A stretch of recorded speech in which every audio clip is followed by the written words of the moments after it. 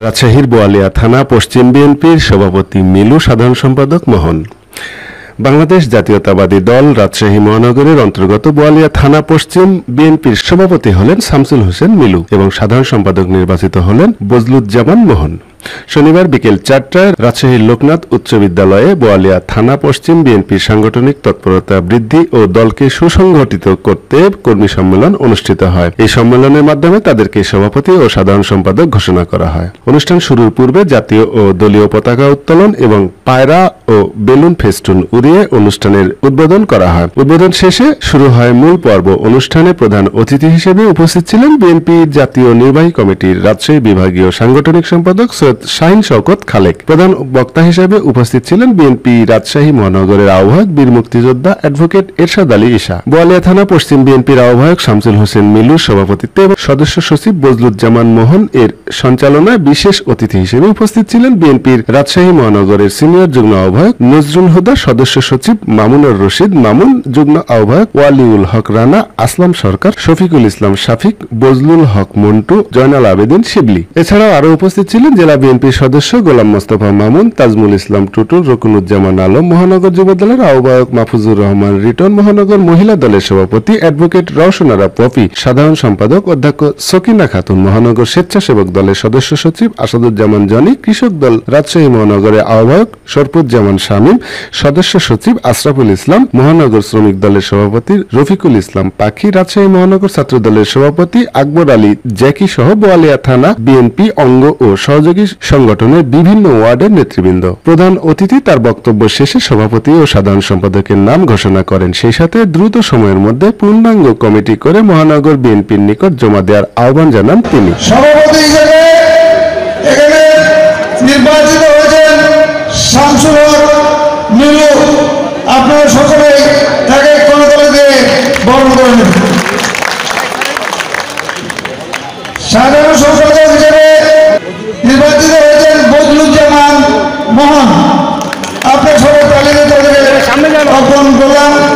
আমরা আশা করছি তারা এই যে আমরা সংক্ষিপ্ত আকারে যে কমিটি আমরা আজকে পেলাম, তারা আগামী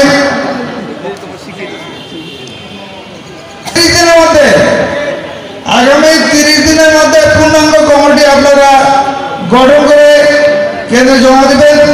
ব্যর্থতায় কিন্তু আবার আপনাদের কিন্তু অসুবিধা হবে। সুতরাং কোনো রকম গড়বড়ি না করে আগামী 30 দিনের মধ্যে পূর্ণাঙ্গ কমিটি 71 বিশিষ্ট থানা কমিটি আপনারা গঠন করে আপনার জমা দেবেন। সাথে সাথে তার পূর্বে আগামী 7 দিনের ভিতর আমাদের যে ওয়ার্ড কমিটি আছে সেগুলো আপনার অনুমোদন দিয়ে আমাদের কাছে আপনার পৌঁছে দেবেন। সকলকে ধন্যবাদ জানিয়ে এই কর্মী সম্মেলনকে সফলতা দেওয়ার জন্য আপনাদের কাছে আমরা অত্যন্ত কৃতজ্ঞতা প্রকাশ করছি এবং ধন্যবাদ জানাচ্ছি। আমি আশা করি আগামী দিন সকল থানা কমিটি বা ওয়ার্ড কমিটি এই স্বতঃস্ফূর্তভাবে সবাই আমরা অত্যন্ত আনন্দের সাথে উৎসবমুখর পরিবেশে আমরা পালন করব এবং গঠন করব এই আশা ব্যক্ত করে আপনাদের সকলের সুস্বাস্থ্য কামনা করে আমার বক্তব্য শেষ করছি। আল্লাহ হাফেজ। সেই জন্য তিনি দেরি এসেছেন। আমাদের প্রধান অতিথি উপস্থিত আছেন সম্পাদক জনাব অ্যাডভোকেট শাহিন শওকত শাহিন ভাই। প্রধান অতিথি জনাব শাহিন শওকত, তার মূল্যবান বক্তব্য আছে। উপস্থিত বোয়ালিয়া পশ্চিম থানা আয়োজিত সম্মেলনের মাধ্যমে যে কমিটি গঠন হবে বা হয়েছে, সেই সভার সংগ্রামী সভাপতি আমার ছোট ভাই মিলু, অত্যন্ত পরিচিত সাবেক ছাত্র নেতা এবং সাধারণ শিবলি ভাই ঠান্ডা মাথা, অত্যন্ত ধৈর্যশীল ব্যক্তি আছেন। যুবদলের সংগ্রামী যুব নেতা, সাবেক ছাত্র নেতা, বর্তমানে যুব নেতা, কেন্দ্রীয় কমিটির ভাইস প্রেসিডেন্ট যারা রিটন, মাহফুজুর রহমান রিটন, শ্রমিক দলের আমাদের রাজশাহী জেলার সংগ্রামী সভাপতি, সাবেক ছাত্র নেতা রকুনুজ্জামান আলম, উপস্থিত আছেন মহানগরীর সভাপতি পাখি, সাধারণ সম্পাদক আছে। ফ্যাসিস্ট সরকার বিরোধী 17 বছর ধরে যে আন্দোলন সংগ্রাম চলছিল, সেই আন্দোলন সংগ্রামের নেতৃত্ব দানকারী থানা বোয়ালিয়া পশ্চিম এবং পূর্বের কিছু অংশ, এটাই মধ্য শহর। এবং সেই মধ্য শহরে আছে আমরা এই লোকনাথ স্কুল অত্যন্ত স্মৃতি বিজড়িত। দীর্ঘ 30 বছর ধরে আমরা এই লোকনাথ স্কুলে বিভিন্ন সভা সমাবেশ করেছি। আন্দোলনের অনেক ঘোষণা এখান থেকে এসছে। এই পুরাতন লোকনাথ স্কুল আমাদের ছোটবেলাকার স্মৃতি, কারণ পাশের কলেজ স্কুলে পড়তাম আর লোকনাথ স্কুলের সাথে আমাদের একটা সম্পর্ক ছিল। যদিও ছোটবেলায় হকি খেলাতে আমরা হেরে যেতাম লোকনাথ স্কুলের কাছে, তারপরেও খেলার ঐতিহ্যে লোকনাথ স্কুল অত্যন্ত পরিচিত, মুসলিম হাই স্কুলও পরিচিত।